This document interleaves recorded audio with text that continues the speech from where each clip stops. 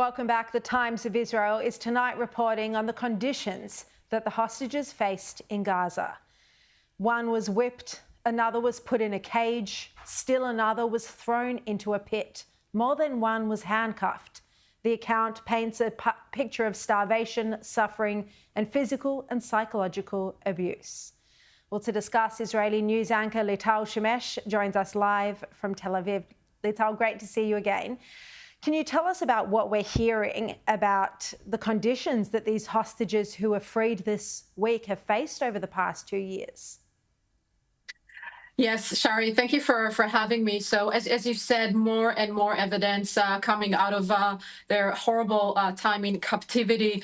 Avinatan Or, the guy who we all remember, the partner of Noah Argamani from the famous video of her being taken into Gaza on a motorcycle, is talking about being all by himself throughout these entire 2 years in Hamas tunnels. 1 year out of the 2 years, he was handcuffed, put inside a cage. Horrible stories, of course, of starvation, deep starvation throughout those entire 2 years. But I can tell you, everyone in Israel are so relieved. We're back into breathing again, seeing those live hostages back home. And the reunions have been so beautiful. One of the stories that really touched me is Omri Moran, how when his wife met him, she showed him a video compilation of their 2 little girls, just toddlers, over the past 2 years, how they'd grown. You just think how much he missed out on. Yeah, it was just incredible seeing him meeting his new girls, missing 2 years, seeing a completely 2 girls, but seeing them getting back into their normal lives. Obviously, they'll need to go through a very long rehabilitation process, but we're so glad that they're home, and now just looking forward for Hamas to release the 19 left bodies of the hostages who are still being held by them. Well, let's talk about that now, because this is the big issue this week now. How many bodies have come home? So how many of the 28 families are still waiting?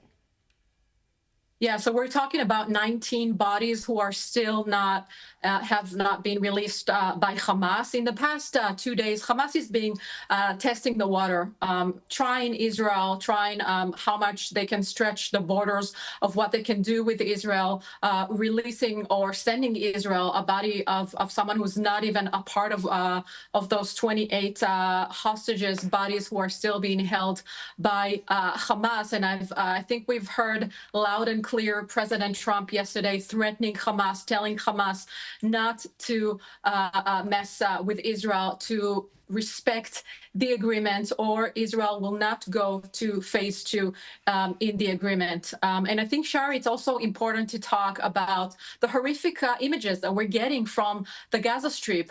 Absolutely. Of Hamas people publicly executing its own people.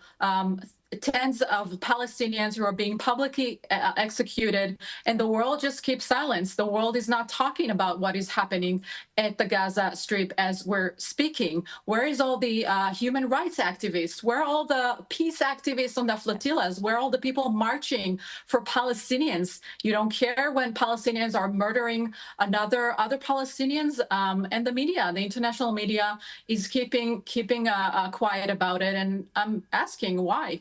100%. I spoke about this a bit last night as well. Utter silence from the United Nations, from everyone. Just back to your point about the president still urging Hamas to disarm, threatening that they will be forcibly disarmed. Is the thinking in Israel at the moment, Lital, that we could see the IDF have to go back in? 100%. We've heard Prime Minister Netanyahu and President Trump talking about it, urging Hamas to disarm.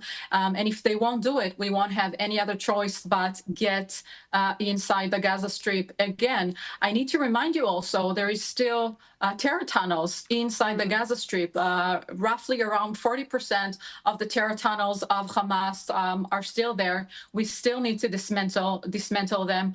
But yeah, if we will continue to see those images of Hamas armed men publicly executing people, Israel will have to get in. At the moment, Israel is debating whether to close the Rafah crossing.